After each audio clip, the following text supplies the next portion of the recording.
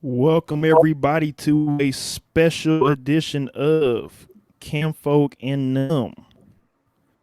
Of course, with your kinfolk, Xavier Williams, Napoleon, Greg B. Reese, and also, of course, Ishmael What up? Escariarte Syria.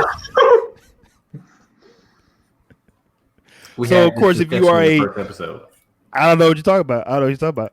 So, of course, if you are a new viewer or a repeat viewer, please like and share this broadcast. Also, subscribe on YouTube, like our page on Facebook, Instagram, all the social media sites.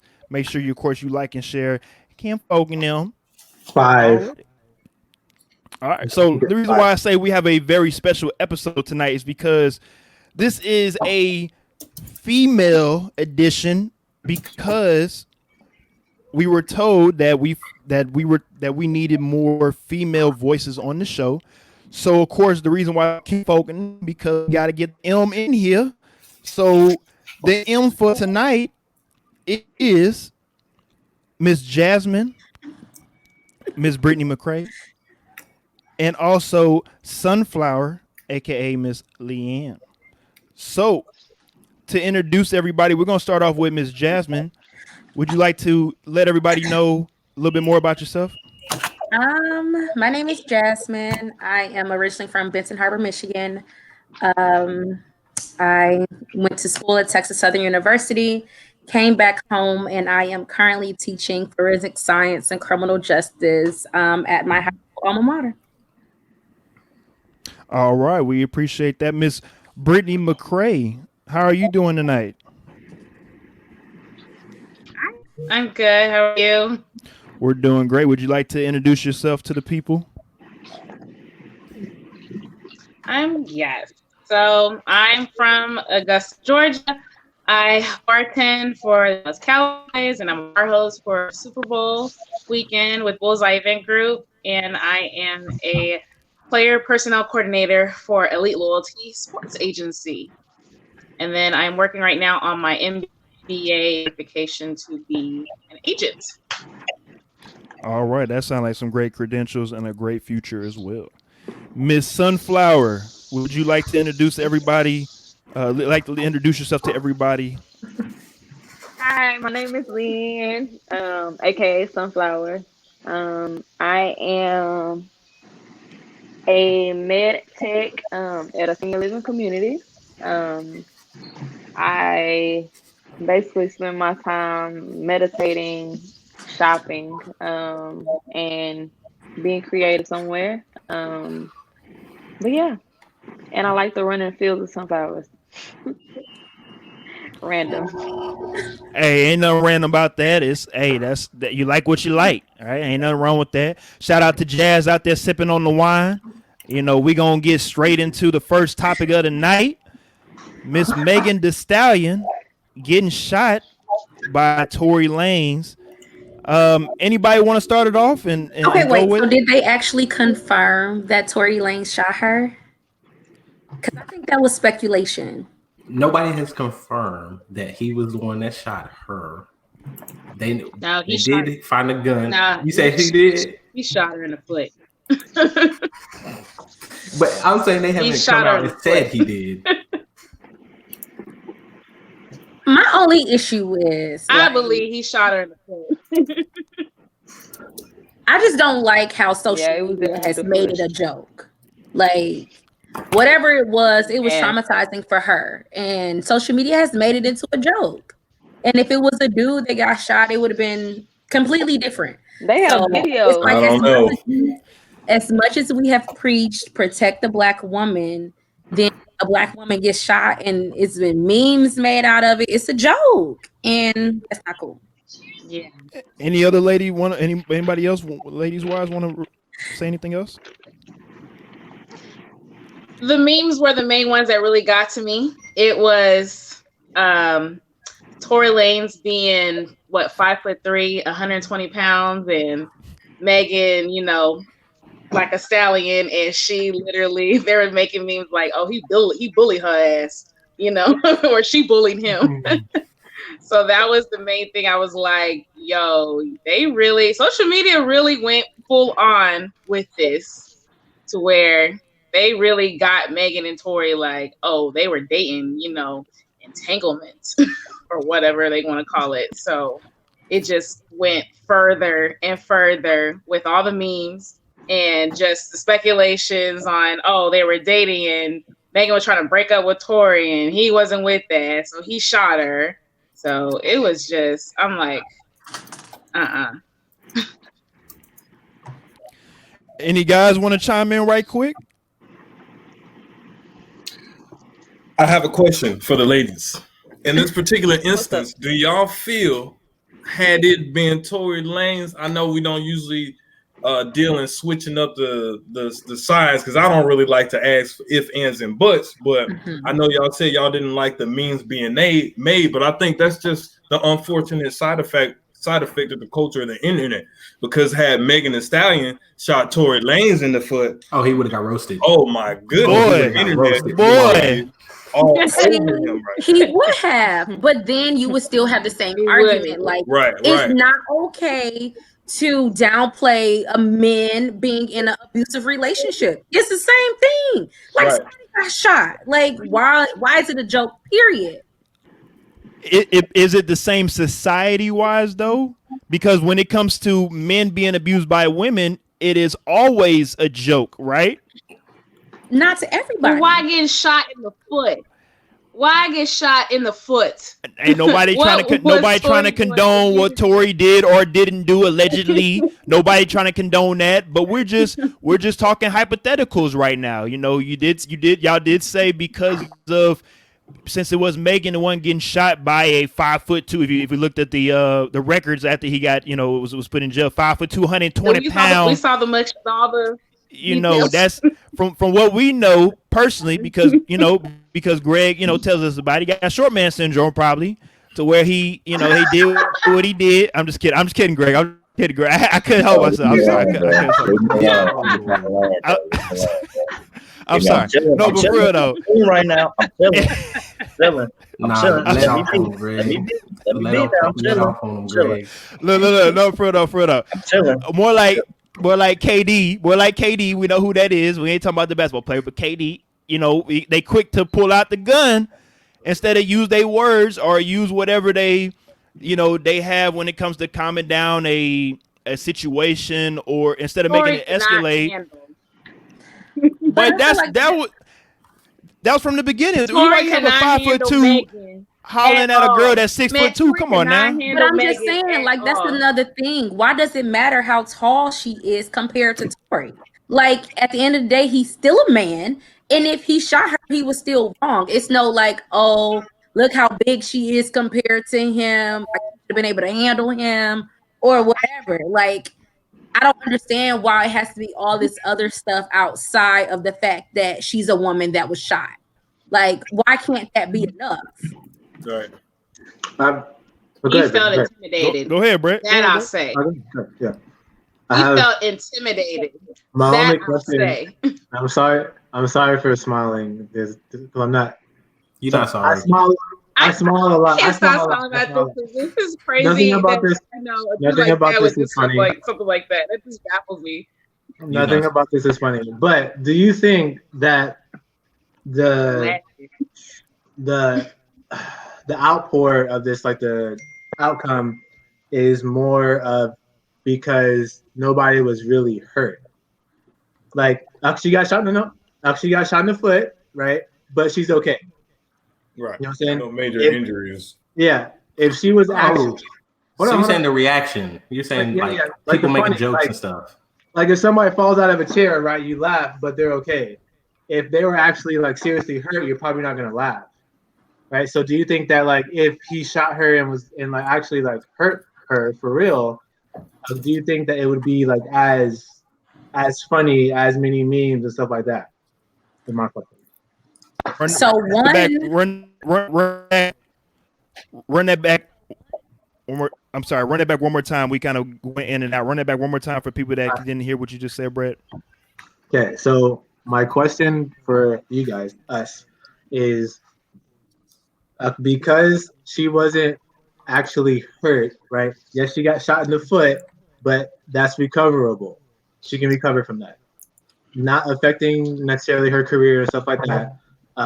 But if she would have gotten seriously hurt, do you think the media outpour and like memes and jokes and stuff like that would have still happened?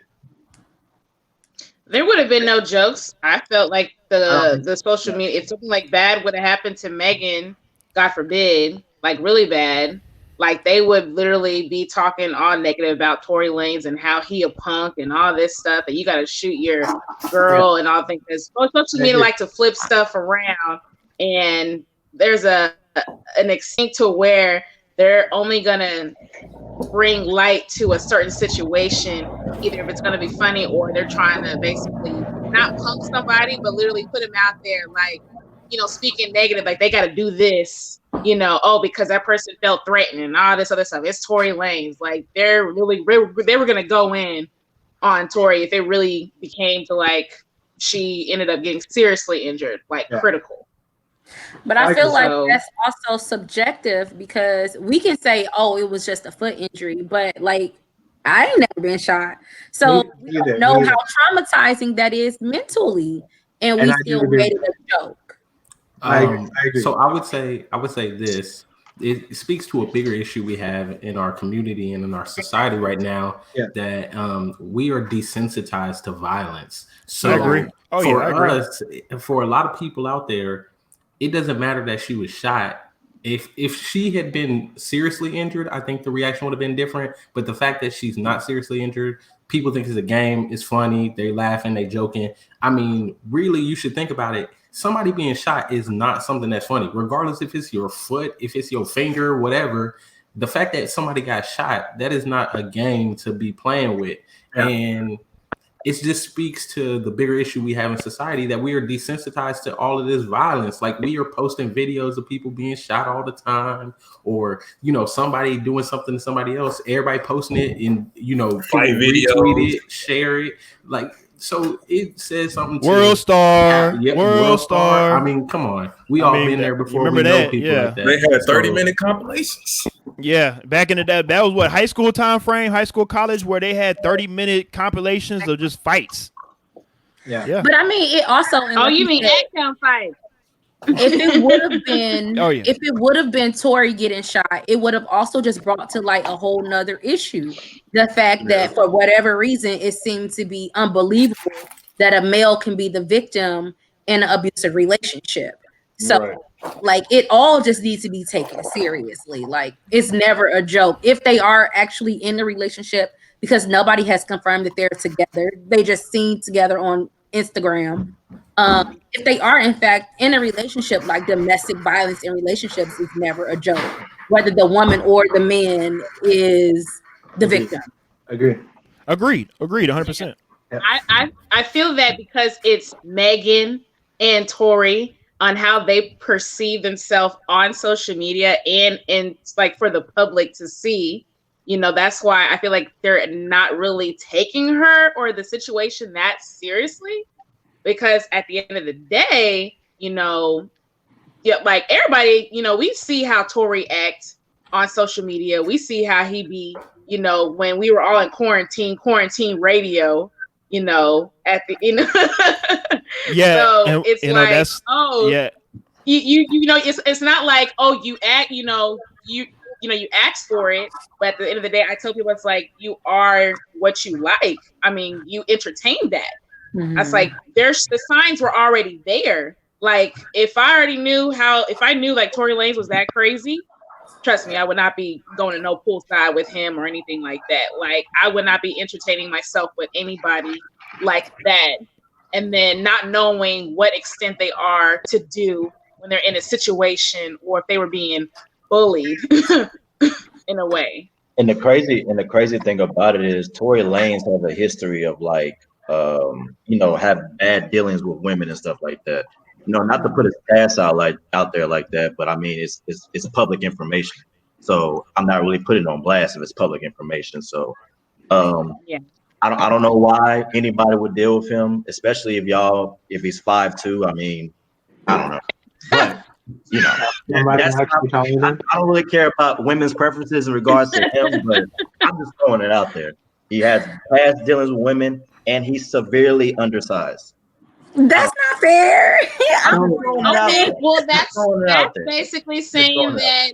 That's basically saying that you'll be okay with dating Future. I don't think Future's as bad as a guy that people make him out to. No. Because you already see the baggage. You already see the baggage and what's already about to open up a can of worms. Already, like you already know what you about to get yourself into when you start dealing with Future. So I'm like, you prepared for what's about to go down? Are you want to be that part of the entourage? Then listen, Future is for the streets. They be talking about everybody else for the streets. But if you want that check, though. Hold on, let me say this though. Does he bring it on himself as far as like actually saying stuff publicly? His actions are different from his words. If his actions makes him out to be what he is, that's fine. But he doesn't bring up on himself by disrespecting women and stuff like that verbally. Who doesn't disrespect? Who said Future doesn't disrespect women? He said that he doesn't say it. Verbally. He doesn't. But verbally, what Torey does. He said Future does not disrespect women verbally. If you know any information, let me know. But I haven't. Okay. How about we segue into the next topic, because we might as well say and ask this question: do black men appreciate black women? And we're not going to use Future as the black role model for black men. We're not going to do that. He's not even allowed to be in that category. We're not going to use Future. But what we are going to ask you ladies first, but we're going to let y'all ladies have the floor first. Do you feel like black men appreciate black women? When you say appreciate, I just want you to I need you to detail that. What you mean by appreciate? Like value? I like y'all. Yeah, value. Ishmael, would you like to break it down a little bit more? So I think what he's saying is, do you as black women feel like black men value black women? Like they will ride for you, they have your back, they realize the importance in their life that black women are to them, and like how they go about, I guess, showing that in the world. I would say from my personal experience as a whole, I would not compare every single black man, to the next or everyone else, because at the end of the day, each black man, has a different upbringing. And I always say, oh, how's your relationship I always want to know, how's your relationship with your mom? How's your relationship with your dad? How was your upbringing? How was your childhood? Because that will bring into your future on how you treat women and how you were raised. So, I mean, I like, there's many people I know who were raised, not to the best extent, but they grown to, adore black women. And then there are some that, I would call them fuckboys. I would say the same thing, like literally. Like, I'm not going to judge the next man for the last man's issue, so I won't say all black men, but I can say growing up, you did come across those people who I didn't feel valued. I didn't feel like the main goal, the highest person in a black man's life was a black woman. Like, there's been multiple times me growing up to be who I am today that I felt like black men wanted somebody outside of their race, that they didn't value and appreciate black women at all. And they would prefer to procreate with somebody else because they thought that a different race was better. And that was just my experience. Now, of course, I know, with each experience is going to be different, but I also, one of the worst fuckboys that I dealt with had a great upbringing. So it's like you never know what you're going to do. I try to make sure that what I am putting out says this is what I'm looking for, because a lot of people are like, oh, maybe that's what you attract. but I mean, now it's like I just try to do my research, not try to go with what you like, try to package up in a box for me to see like who you are truly. How do you treat women truly? To I gotta go. Yeah, Black women, because most of the time it's just the okie doke. Like, I honestly, as a whole, I don't feel like it. Maybe it'll get there eventually. I feel like this year has been a shift for our race as a whole. So maybe we're getting there, maybe the importance of it.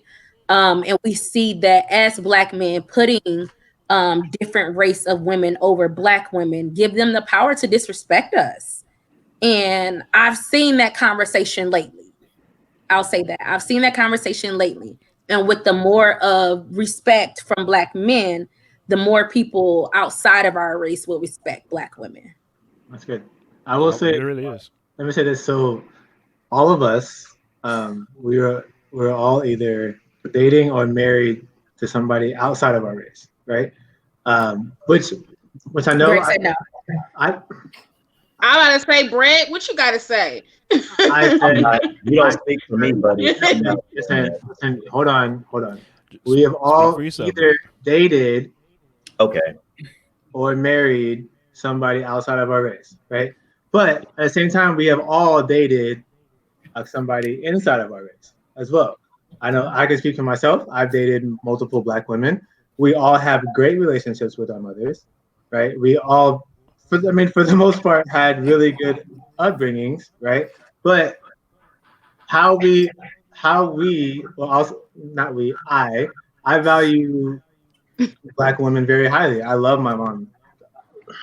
These guys will tell you, I love my mom, right? I love Black women, right? Just who I married was not Black. That doesn't, mean I value Black women any less, but it just happened to be the person that I fell in love with happened to be outside of my race. And so I do see a lot of Black men marrying outside of their race. I can't speak for everybody. And why that happened, but that doesn't necessarily mean that we don't value Black women. And I think a lot of times Black women see that and they're like, well, why can't you marry inside your race? Which I get, right? That's a valid comment, a valid concern. But when you speak of like love, right? And what love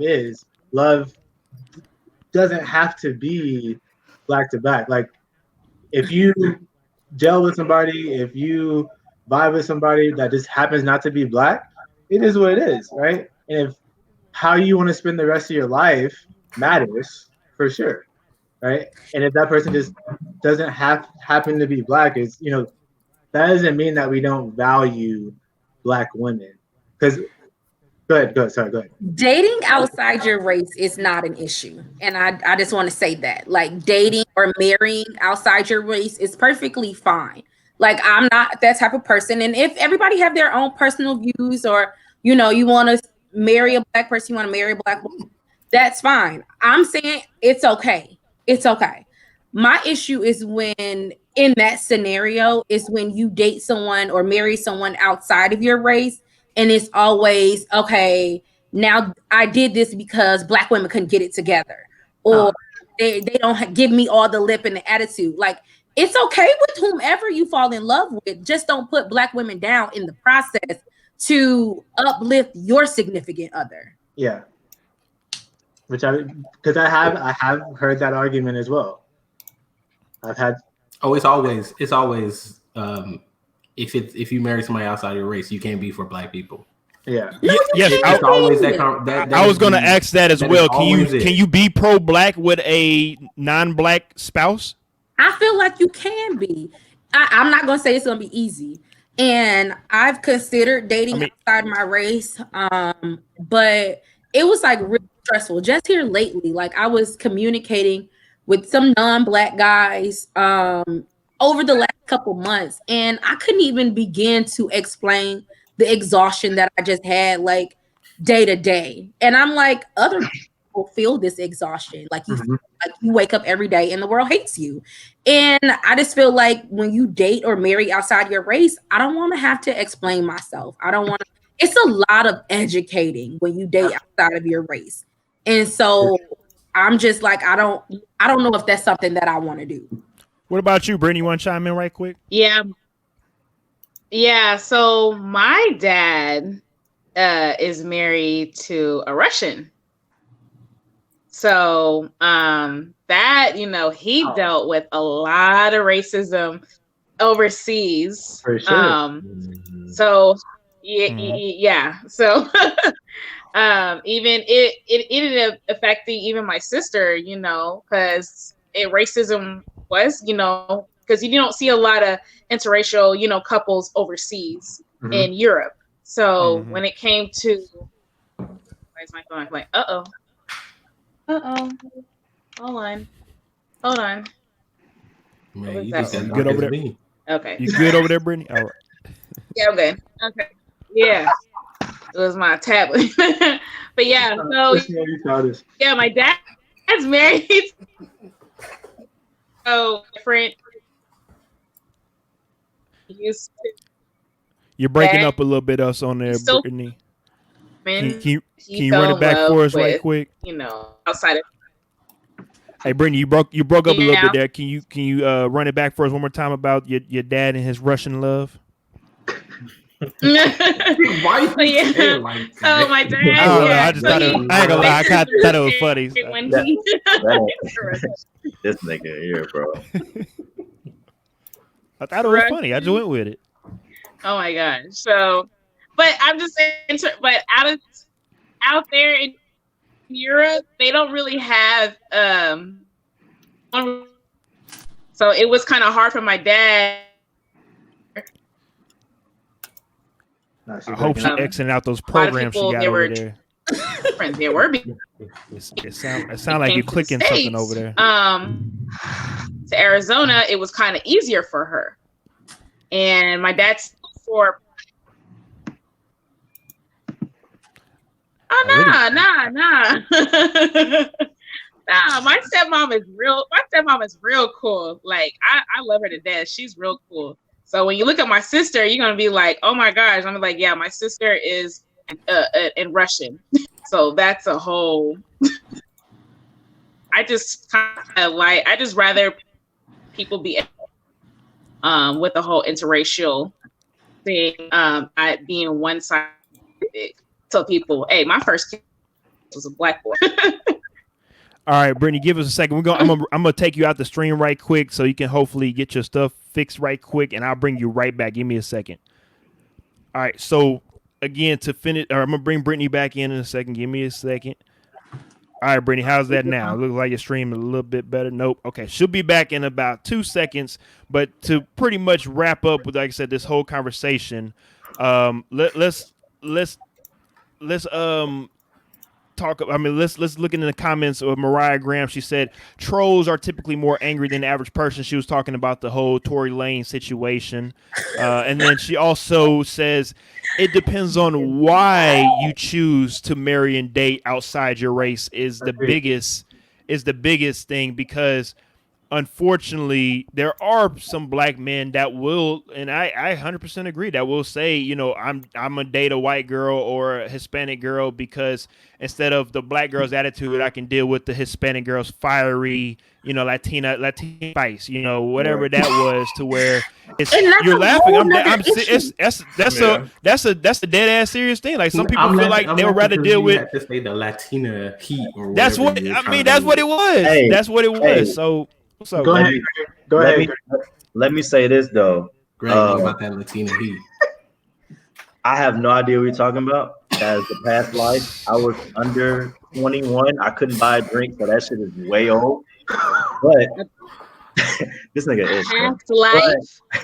But anyways, I wanted to say that like you get a lot of black athletes get a lot of flack for that too as well, right? Of course, it's like a running joke. It's a running joke that we've been hearing this since high school. As soon as that dude signs that contract, he has a white snow bunny waiting on him. That's like the running joke. The only athlete to go from white girl to black girl is Russell Wilson. Russell. That's the only. And for him to be as nerdy as he is, to be able to get Sierra in the first place, that's a shout out to him. Yeah, you ain't nerdy. Russell Wilson ain't nerdy. Come on, Russell Wilson ain't nerdy. Come on, dog. He's not nerdy. He got hella like to me. You're not gonna Like, I disrespect feel like he's Russell okay. You tell it. Hold on. Before we get to the next topic, y'all telling me if Russell Wilson came up to both of y'all ladies at a restaurant and you didn't know who he was, y'all would give him an opportunity? It depends on how. You're lying. You're lying. Like, honestly, like nerdy stuff, like I'm hella cheesy. So it's cute to me. It depends on what type of woman you trying to pull. I love intelligence. So if that's what you brought to the table the first time you introduced yourself to me, I'm all game. Like seriously. So he don't Brittany, that nerd title is out the window. Well, Sunflower, you came in a little late. I know you had technical difficulties, right. so we're gonna give you the floor for about 2 minutes before we go on to the next topic. Do black men appreciate black women? Because I know this is a topic that you wanted to talk about. So let us hear it. Honestly, I feel like some dudes do. Especially the ones that were raised in a mostly female household. But sometimes it's all about experience, I guess, in a sense.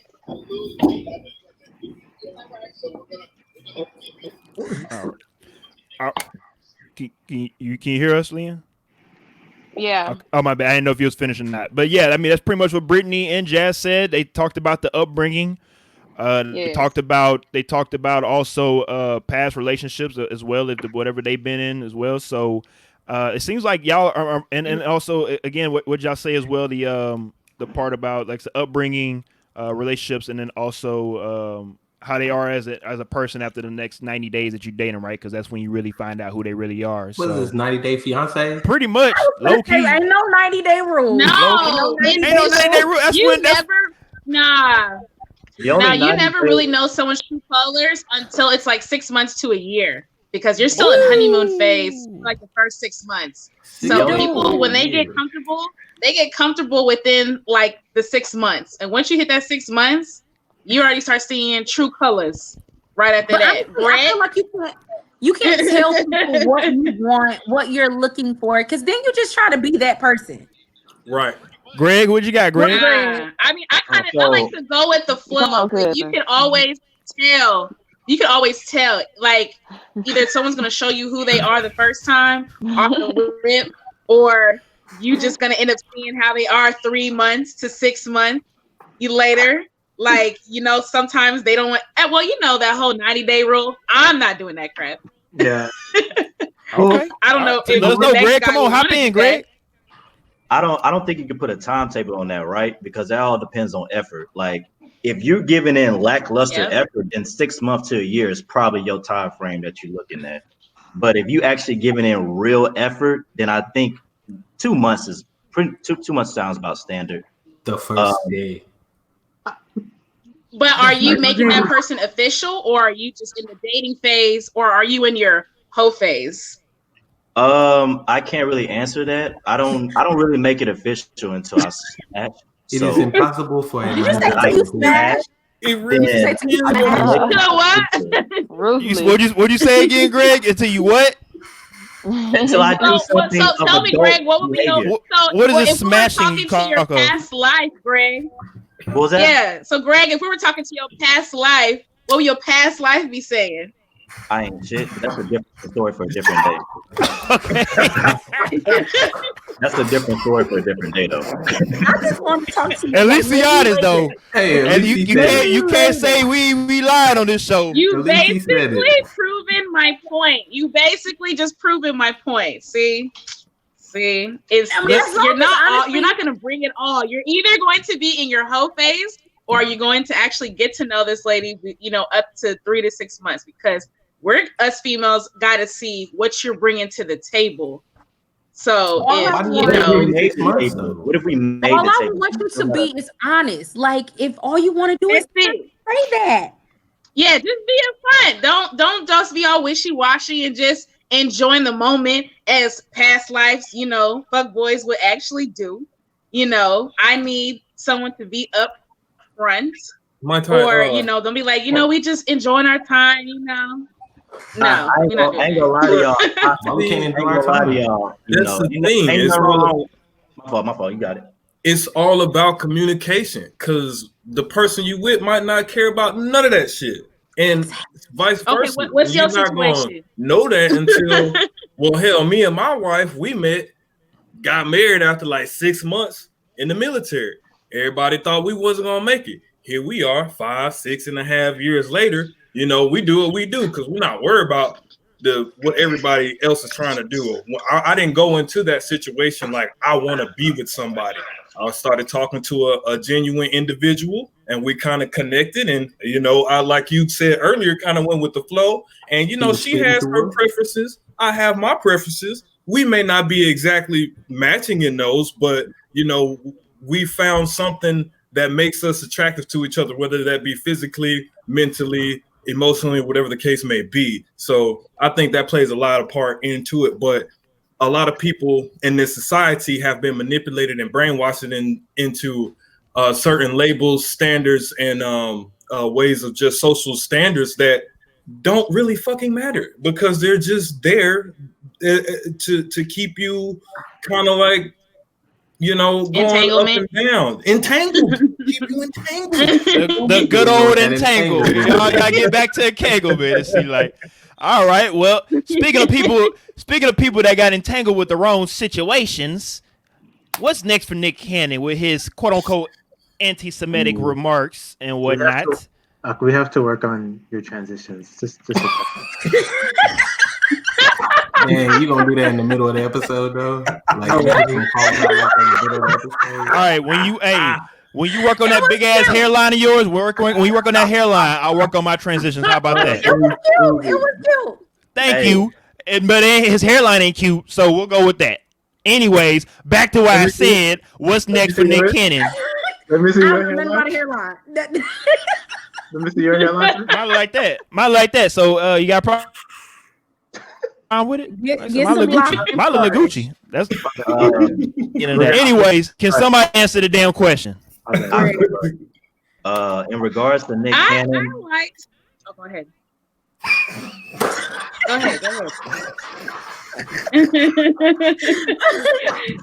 Go ahead.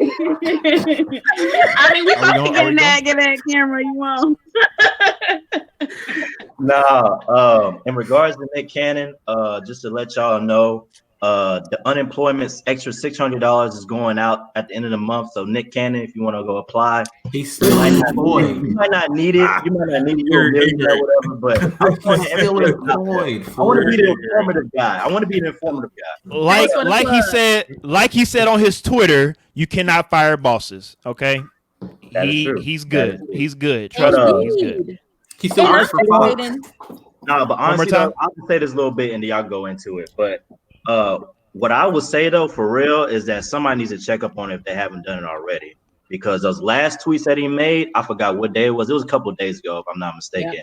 He looked like he was kind of upset that nobody was really, rocking with him for real behind him. So I think for sure getting his mental back right, and then obviously Nick Cannon, he bounces back. He gets a lot of flack for being corny or whatever. I don't look at him that way, but I feel like he's gonna bounce back for sure.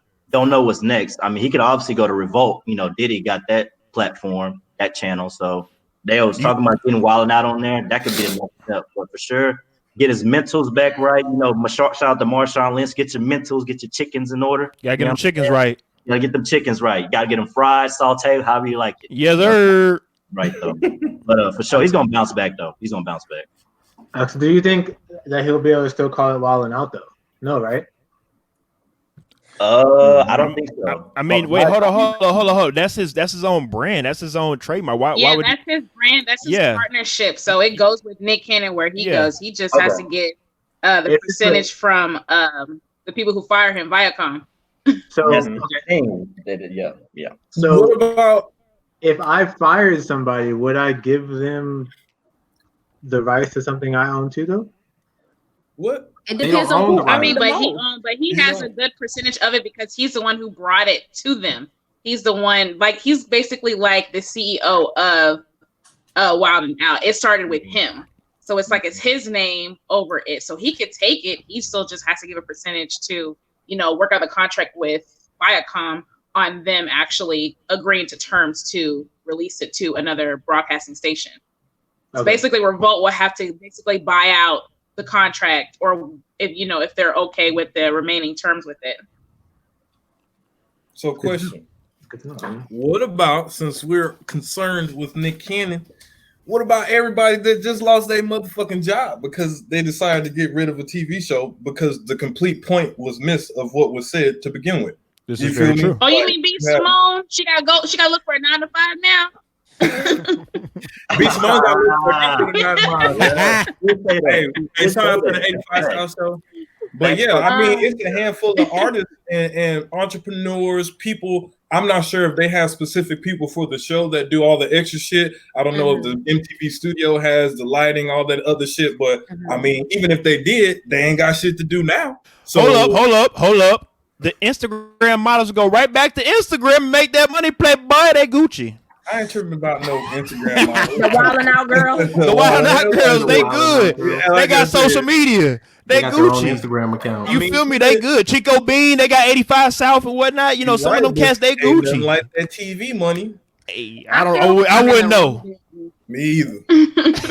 But we gonna find out sooner or later. So speaking of folks on TV, my bad to cut you off. Speaking of folks on TV, what in the world is going on with Kanye West? Can somebody answer that? Mental breakdown. Where in the world is Kanye West's motherfucking mind? Nobody knows. That nigga been lost for like 17 years. Nigga, goddamn. Now, I don't know about that. He's been lost since his mom passed. That's basically where it started off, and it just kept on getting worse and worse and worse. Like every time he does something stupid, and people ask him, "What would your mother think?" He breaks down and cries every single time. Every single time. When he does something crazy or he says something, and someone asks him, "What would your mom think?" and he just goes silent for a bit, and then he just cries, and then he wants to reevaluate on what he said or how he was saying it. So hopefully we'll hear an understanding on what he was saying about Harriet Tubman, or are you standing your ground with that part? Yes, Greg. Yeah, I actually had a question for the ladies in regards to that, because obviously Harriet Tubman is one of the most influential women that's ever touched this earth. You know what I mean? So how do you feel about Kanye saying that about Harriet Tubman? Kanye West can't say a damn thing because his ass was not even there. So until he walked those shoes and he was in the Underground Railroad, anything that Kanye West says about slavery is irrelevant to me. Until you've been in that position of slavery and you've been sold and all that, nah, you can't say nothing. It's just gonna go through one ear after the other for me, because obviously you just going from hearsay. You weren't there, so you don't have no opinion on anything that goes on with our history. You're just saying, oh, they got sold. They didn't get rescued. They got sold back to the next white man. Okay, were you there? With Kanye, it's like kind of twofold. It's like on one hand, mental health and him being unstable is very real. Like mental health is real. It's something that we should take serious. And Black people struggle with mental health. On another hand, I also don't like that that's the card that's pulled all the time, every time Kanye opens his mouth, and it's something that we don't like. So it's like whenever he says something that we might slightly agree with, when he apologized, we don't say, oh, that's his mental disability. But it's whenever it's something that we don't agree with, we all like, oh, he has a mental disability. So I'm like, stop labeling everything he does. Like, do we really know? By no means do I want to take away from him possibly having a mental disability. But also it's like, okay, he has these manic episodes, but then he has an album coming out. So it's like I pissed so many people off to be the forefront, and then I drop the project. So it's like, do you really have a mental disability? Because there's people out here with them, or are you really just using this as free promotion? Right. So let me because I could have sworn, didn't he do this before Yeezus came out? Yes. Yes. Okay, just making With sure. the whole Keep going. Joel Osteen thing, and I just want to make sure. I just want to make sure. Keep going, Ish. So let me be the crazy person here. I listened to the whole clip that Kanye had where he made the Harriet Tubman statement or whatever. And did anybody hear what he was saying after he said the nonsense about Harriet Tubman?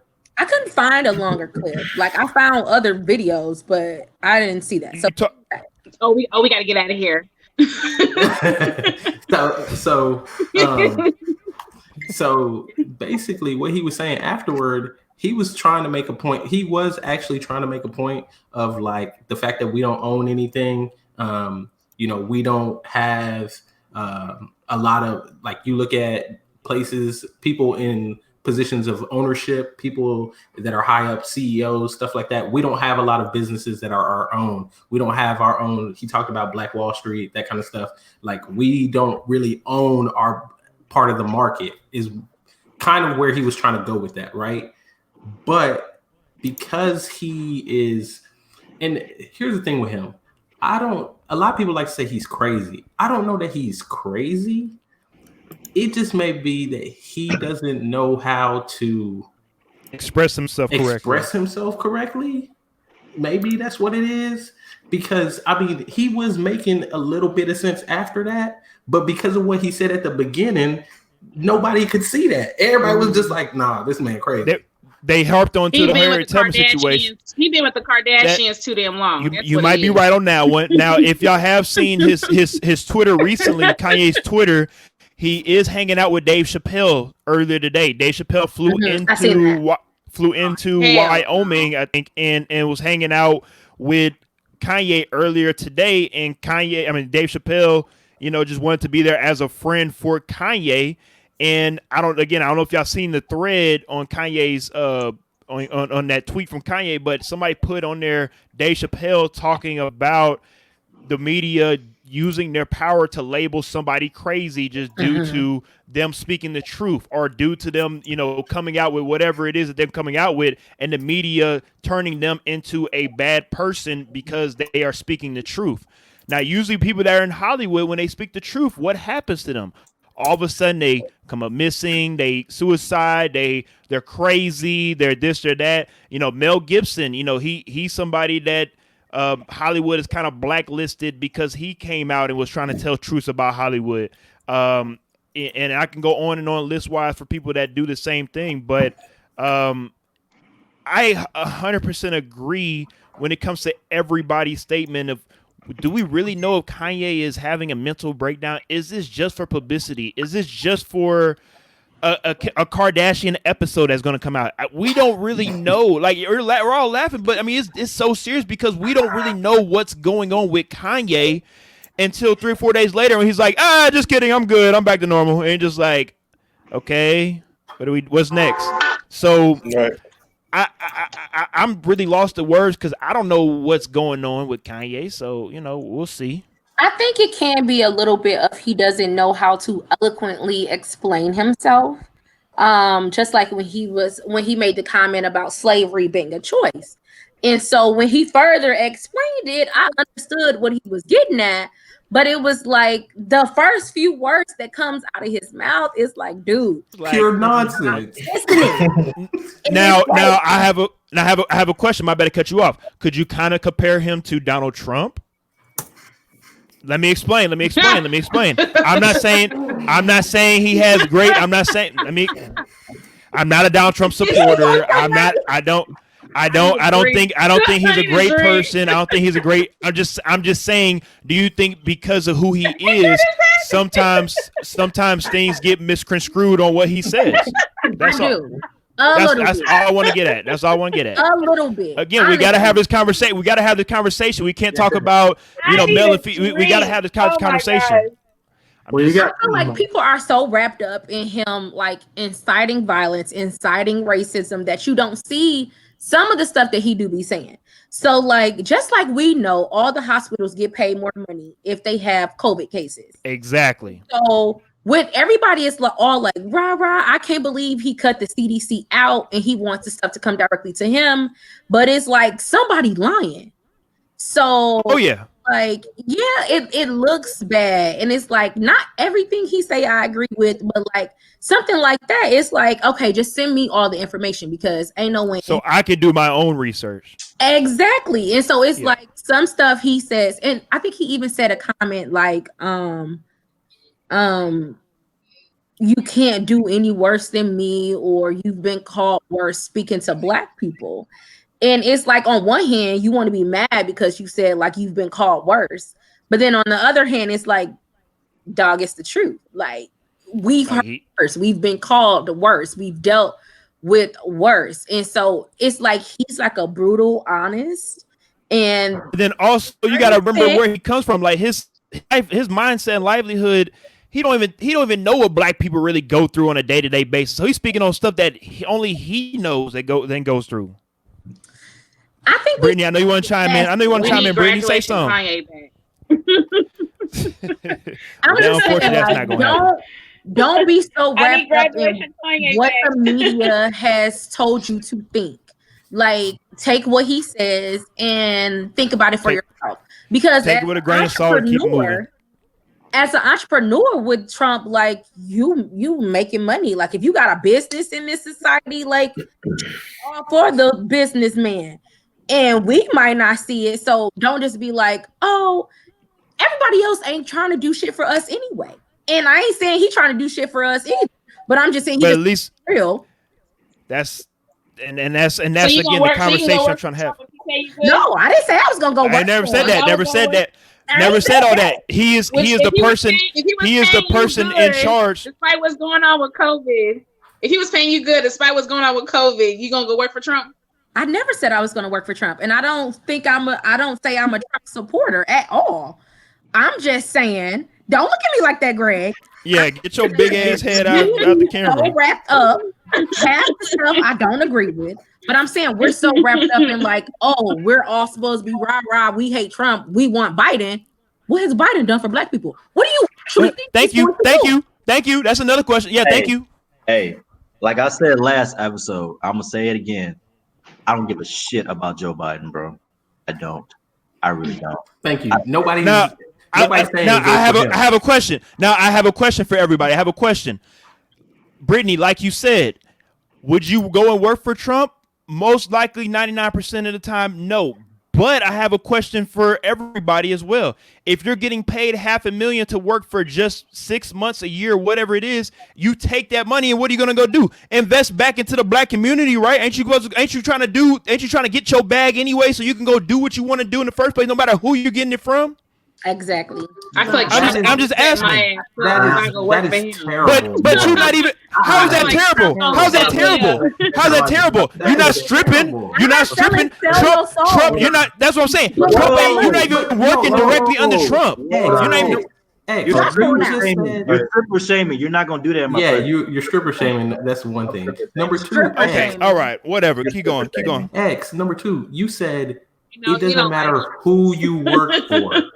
Like so y'all saying like don't sell your soul or whatever, but everybody here has moral beliefs. Do you or do you not? You have things you believe in, right? So by the fact of him saying that no matter what the money is, no matter who you working for, you gonna go do it to get your bag, that is poor morally. Like that tells me a lot about what you value. You must value money so badly that it don't matter who you gonna work for, that you gonna go sell your soul to go work for him. If you do not believe in what Trump is saying, if you do not think that he is the right person for this country, why, no matter how much money he pays you, would you go work for him and spread his message? I have a question. I mean, because isn't that kind of what our ancestors had to do, and they had to work for racist folks that I ain't talking about slavery time. I'm talking about the 1800s, early 1900s, where they had to work. You can reach all you want to, where they had to work for people that probably didn't give a damn about them, so they can make sure that they took care of their family members because they had to do what was best for their family members. Wait, Brad, no. Wait, please. I mean, am I wrong? Like, I don't understand. I'm not understanding where y'all coming from. No, you're not. I think the spread is getting. You're not wrong, X, for what happened back then. Oh, that shit bullshit.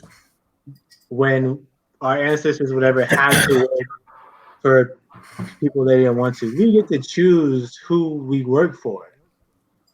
So, to a certain degree, we get to choose who we work for. Nah, bro. See, that's that privilege for Brad. That's that privilege he's talking about right there. You don't have the capabilities. You don't get to apply for jobs you want. If you don't have the skills and the capabilities, you don't have the knowledge or the ability to choose who you want to work for. Unless you know somebody. Unless you know somebody that can get you the job. Because you need to have a house over your head. No. That's fair. But if I don't have any skills, right? Can I go work for Kroger? Yeah. Can I go but work for McDonald's? Kroger give a fuck about you? But no, Kroger doesn't care about you. Because Kroger under the umbrella of the people that run the goddamn multimedia business. Hold on. Let me finish.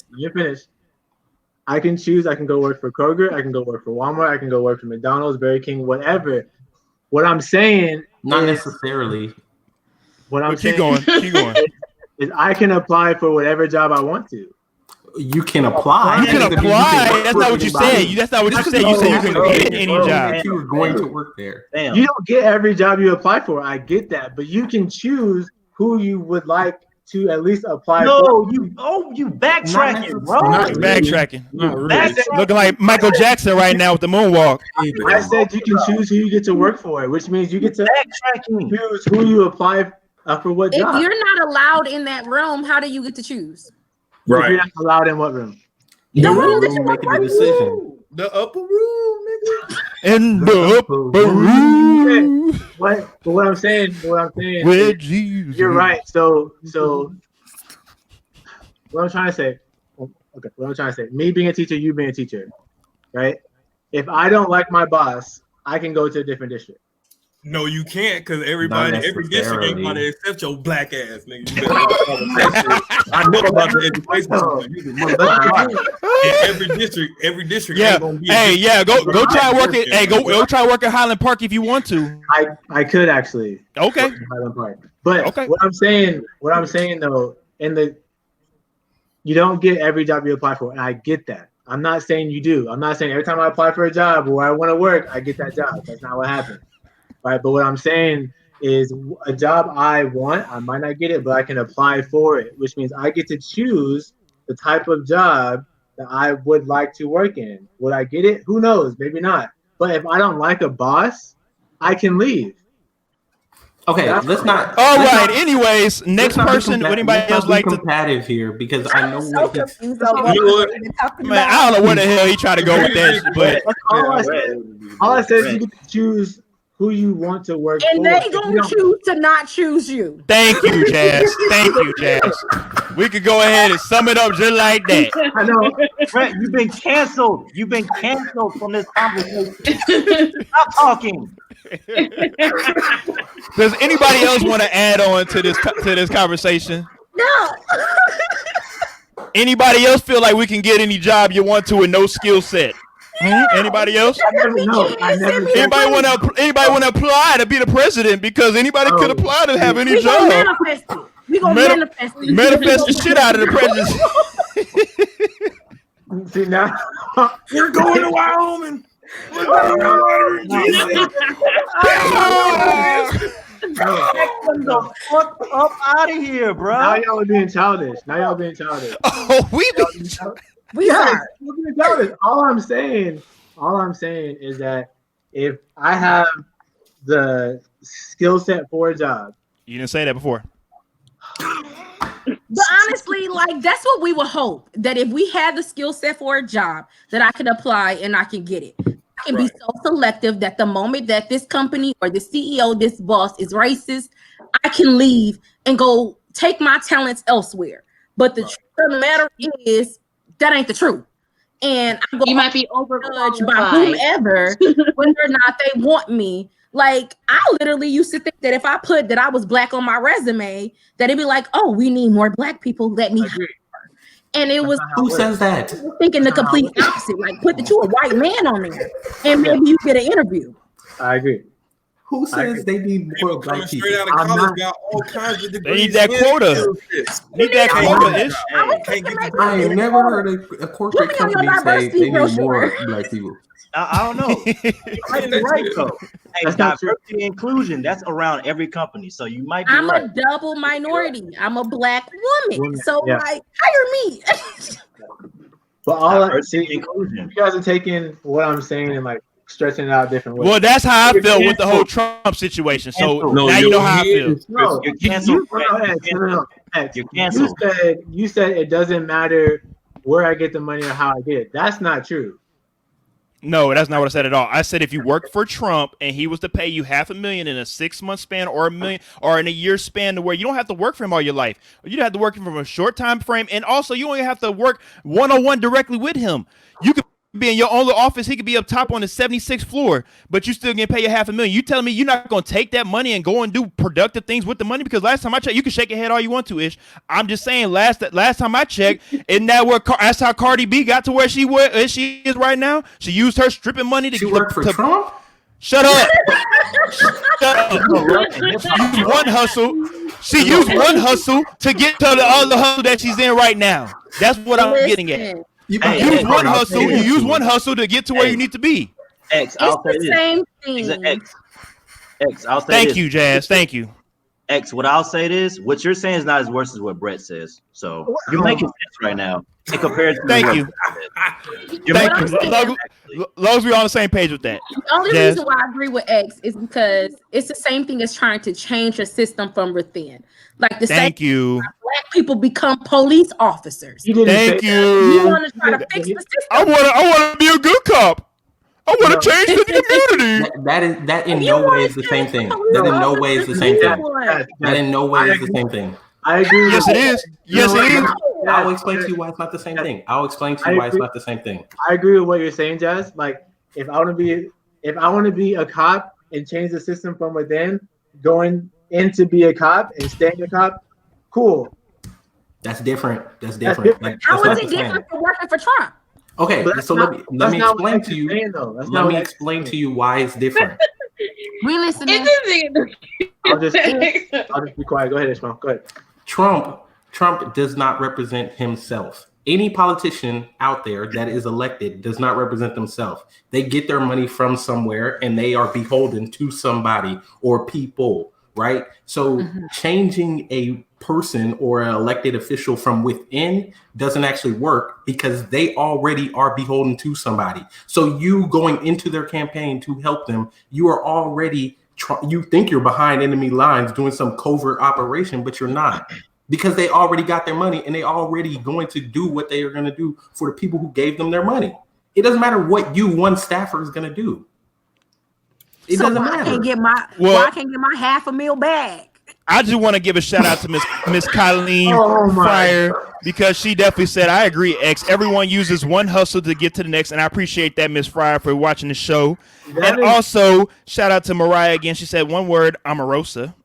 This is true as well, Omarosa. And also shout out to Miss Kaylee Sirion, who is also currently pregnant and might be popping while the show's going on. Like it said, she said, I don't think it matters if Kanye's having a manic episode or if just trying to get free press. Just let him be. Just don't pay him any mind. When we pay attention to him, is either continuing to hurt him in a manic episode or playing into his press strategy, which, like we said before, you give people attention and that's what they want until you don't give it to them no more, and they cause another episode to say, wham, listen to me, right?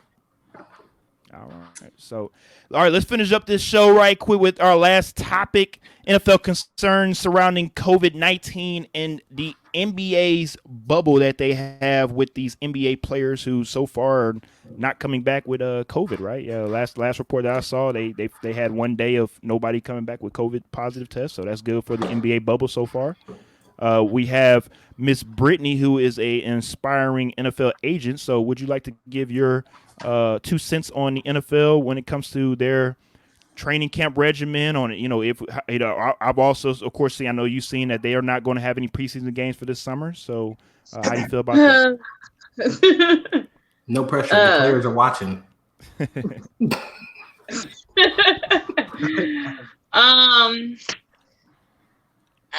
Gosh, this is.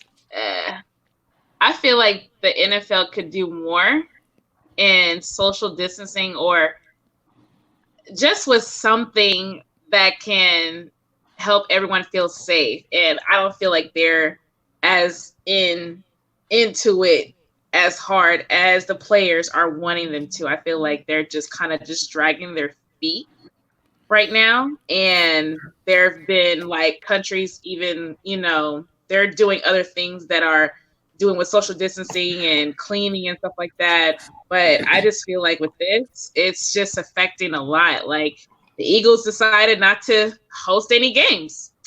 Like, dang, I mean, who else is going to do that? You think Jerry's going to do that? I doubt it. I feel like Jerry's about his money. He's still going to do that. But I don't think they're going to cancel the NFL season. I hope not.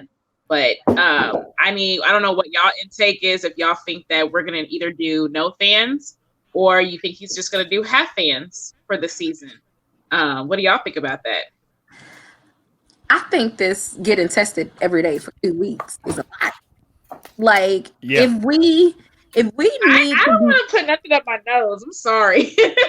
I took a COVID test last week, and it is not fun to put that in your nose. I'm just saying. And it's like they're going to do that every day for the first 2 weeks of training, and then go to every other day.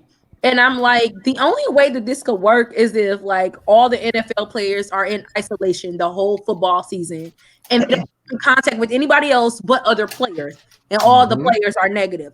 Other than that, like I can see us getting started and then like not even halfway through the season, like after 2 games, they shutting it down because it's so fast in the NBA. Like 1 game infected like 10 players.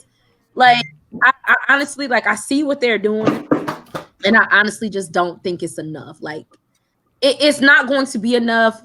I love football. I watch football every Sunday, Monday, Thursday. I swear I do. They just need Saturdays too. Don't forget about the Saturdays. Saturday, I do watch my Michigan State. Do watch Michigan State on Saturday. The little brothers of Michigan, I guess. Not too much. But yeah, I don't. As much as I want them to have a football season, I just don't see how it's realistic. Anybody else want to chime in? Going to the game opener, the season opener. Yeah, I don't think they're so. From what I was kind of told is that if they end up basically not doing no fans at all, that's like $5.5 billion out right off the rip, and then 2, you're going to have to start redoing all the rookie contracts. The only person who I know who can't get touched is Patrick Mahomes. So ain't nobody finna touch that contract. But you got to kind of now you got to renegotiate everybody else's contract that y'all did this past season, majority of the rookies, because now y'all decide not to even have either an NFL season or no fans because your money is coming from the fans, from ticket sales majority. So, that's going to be like a big budget cut right there. So I don't know really how the government been about to deal with all of this, and the NFL, the NBA's like, we know what we need to do. We need to get it rolling. Let's get back into business.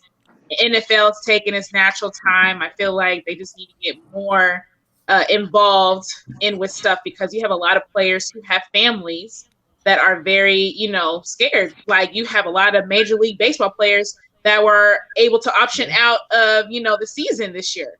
Like they don't even have to play. They're still getting their contracts. And now you got to deal with, NFL, and everybody is just like crunching right now. What are we about to do? Oh, we're just going to cancel the preseason. Cancel preseason. I mean, I'd rather you delay it like they're doing for the high school, but cancel it. Yes, I feel like just like you said, Texas UIL just came out and said that they are postponing for high school football right now. So it's supposed to be starting in September, September 14th. Last time I think I looked at it. And then also with like you said, with NFL and also NBA, a lot of their money comes from the TV deals. So they can lose that $5.5 billion, which they do not want to lose, but they're still going to get another $100 million from TV share revenues and whatnot, because it's still going to be streamed on ABC, ESPN, and all those channels and whatnot. So what it looks like, unfortunately, the way that the NFL is going about how they're handling everything when it comes to, they're allowing the players to play football, but not allowing jersey swaps after the game, which doesn't make really any sense. The way they're going about everything is wash my shirt and give it back to them. But again, the way that I'll be like, hold on, let me go wrap this up, and I'm gonna give it to you in a plastic bag. Here you go. But not even that. Like I spend all that time tackling this man, and then I can't for 3 hours, and now exactly. And that's what you worried about, a jersey swap. And so you worried about me having a jersey swap? But that's what I'm getting at is the NFL is kind of going about this the same way politically we've been going about COVID since day one. Is we're gonna stop one thing, but you can still go out to the clubs and still go out to party and whatever. But now all of a sudden it got rampant. Like, maybe you should have shut it down in the first place, and you should have halted it from the beginning when we be in the situation in the first place. So I think what the NFL needs to do, they're going to have to figure out, kind of like the NBA did with their bubble, and like y'all said as well, have it to where it's just an NFL bubble. Because let's just say Tom Brady, Patrick Mahomes, Cam Newton, they get COVID and knock on wood, and they pass away from it, they're going to have an even bigger, unfortunate obstacle to deal with besides just COVID itself. It's not logistically possible for them to do a bubble for the NFL. That's what I was going to say. You can't, because it's like it's a 53-man active roster? 53-man roster, 32 teams. Like, there's no way you can keep all 53 of those people in a bubble in the city. You can't do that. Now, could we quarantine themselves when the NBA shut down? We could have had football season. Can I just get a vaccine and call it a day now? No, don't give my players no vaccine. Hey, I was gonna say that's another topic for another day, because people ain't ready for these vaccines just yet. So they can implant another government chip in you. I'm saying. No. Because I don't want them to be like, oh, you can't play. And this is their money too. This is the players' money too. So I understand that you want to play because you want to make money, but I also want you to live so that you can make money. So we can see you next year. Yeah. I agree. But of course, at the end of the day, just like we said earlier with Kanye talking about how we don't own anything, when we don't own anything, we can't make decisions like this. So we can talk about it, but we don't own the NFL. They're going to go on about their business with or without us. So that's when it's up to the players. Like at this point, you're correct. They the ones that have all the power. They're the ones that have all the power. When they come together collectively, the people have power, correct, and not just in the NFL, but also here, civilian wise. When you come together and they're able to say, look, we're not going to play, I promise you they're going to be like, you know what, I think we need to listen to the players. Exactly. People have to stop being afraid. Everyone's afraid to lose their financial ability, to lose the things that they have, because they don't know of any other way to maintain and stay structured and not have to feel like they're falling down to the bottom and starting all over again, because ain't nobody doing the right research or learning the right skills to know those things. We've become too dependent on motherfuckers. So instead of motherfuckers speaking up and saying we're not gonna do it, well, we don't really know what else to do, so we just gonna keep on doing what the fuck we gonna do. So afraid to lose sponsorships and all of that. I respect that, Nepro, but when it really come down to it, like, are we gonna support these people that lose their jobs. So like we talk about people going out and protesting, we talk about people like, oh, somebody's got to stand up and stop being afraid.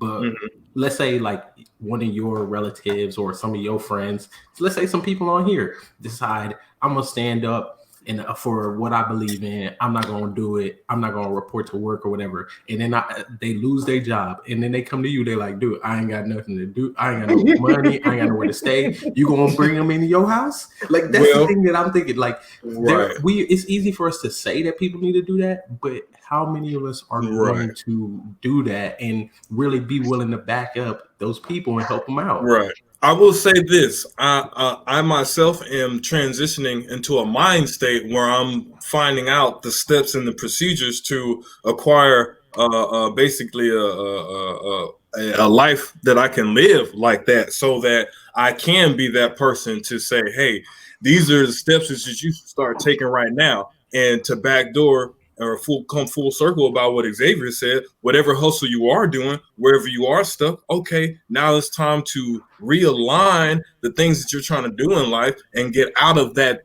day-to-day mundane process that you're doing and realize, hey, I can do this, that, and the third by myself or with a group of people that I know are like-minded in the same area. If we come together, use our resources and our financial gains that we have from our current whatever establishment that is, put some money over here to do this, and then once we know we got this going, we can separate from that. We don't have to worry about that. We got our own shit going. And now people see that, and then people, oh, well, shit, what y'all got going on over there? Well, okay, well, if you want to come over here, it's going to be some rules and regulations and stipulations and shit. It ain't nobody just going to be up in this motherfucker for me. But that's kind of like how I see that. But again, I think it has to do with people being manipulated into being complacent, being dependent on stuff, and people feel like they are limited with their skill set. Like their skill set is enough to produce. Like you can learn people are limited by the standard of you can only do one thing in life. That's a fucking lie. You can do anything you want to do as long as you see it through and you put your mind in it and you got good intent and good heart. You feel me? But also don't apply for jobs that you can't get without the skills, like Brett said. But honestly, I had to come full circle down. I'm sorry, I had to. Honestly, it's the strength of the Black community. Like you saying, like, yes, okay, ma'am. Yes, ma'am. Stand up for what they believe in.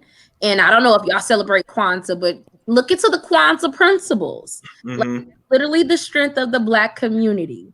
So if we had cooperative economics, we wouldn't have to worry about that. Like I would know that as a community, I would have somewhere to eat. I would have somewhere to work.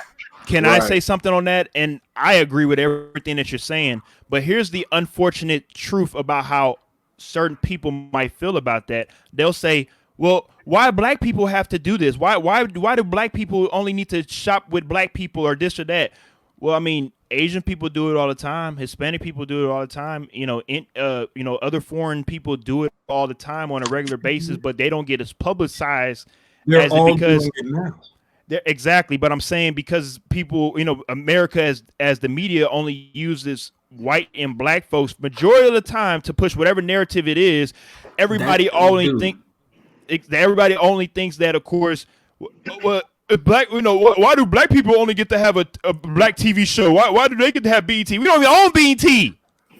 You own BET, but you don't even own this shit. What are we talking about? The crazy thing about that, X, is it's because of the power of that dollar that we are a very important economic group.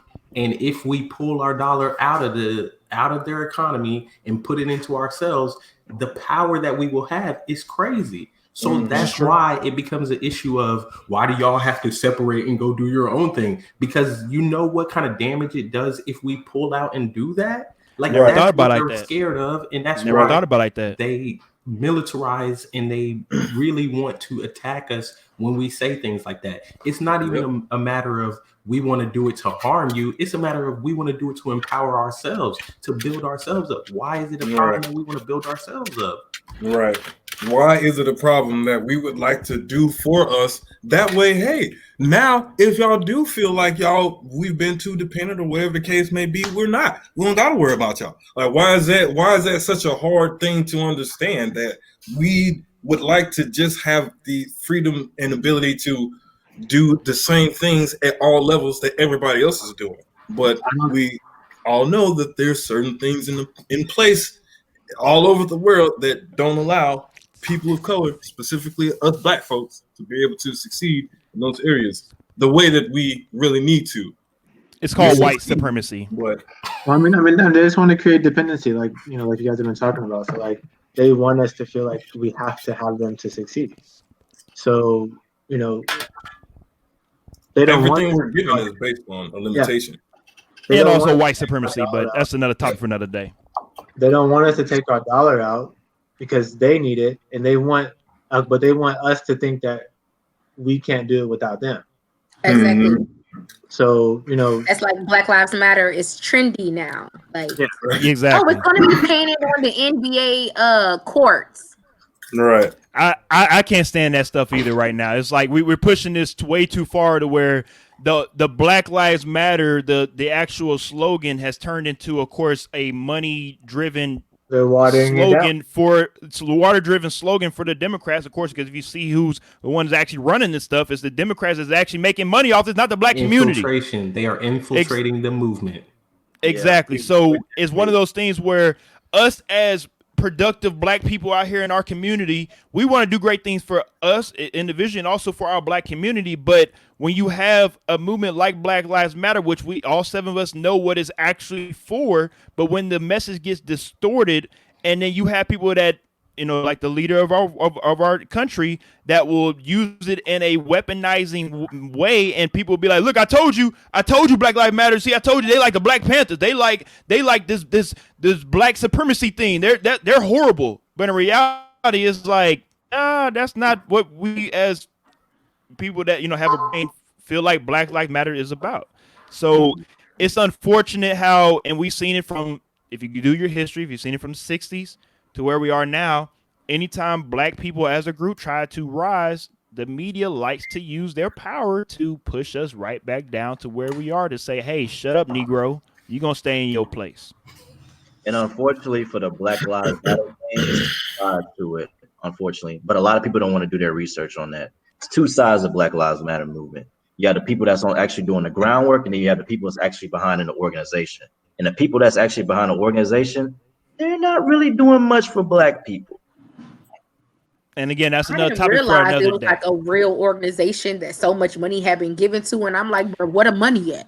Exactly. Yeah. What the money in your community? Because we have bailout funds. So what the money for that everybody's giving to the Black Lives Matter organization? Why that money ain't going to the bailouts? Exactly. Mm-hmm. Mm-hmm. Why that money ain't going back into the education system or to help with inmates, lawyers, and financial shit, because motherfuckers are sitting on death row innocent with all the evidence to prove that they don't need to be sitting there, type of shit. You know what I mean? If Black Lives really fucking mattered to those who say it mattered to, you feel me? Yes, sir. So anybody else have anything else to say before we get up out of here for tonight? I feel like y'all did me dirty earlier, but it's okay. We just got kind of lost on when you said that we can apply for whatever job we want to, which is true. We all got very lost. In reality, it's like, no, the man said we can get any job that we want. Any job we want. Any job we want. He say nothing. He say nothing about applying. He said whatever job, whoever we want to work for, we can work for him.